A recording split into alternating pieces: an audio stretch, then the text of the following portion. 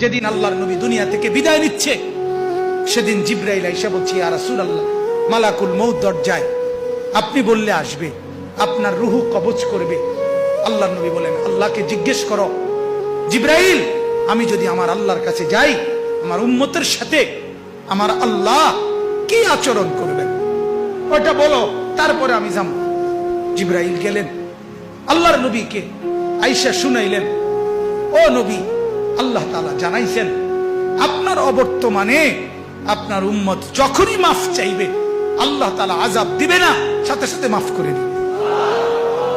আপনি যেমন মাফ চাইছেন, তখন যেমন মাফ করছে, আপনার অবর্তমানে আপনার উম্মত নিজে নিজে মাফ চাইলেও আমি আল্লাহ মাফ করে দিই। এতদিন তো কে মাফ চাইছে? নবী নিজে মাফ চাইছে। এখন তো আপনি না থাকলেও আমি ওয়াদা দিলাম, আপনার উম্মত যদি নিজে নিজেও মাফ চায়, আমি মাফ করে দিই।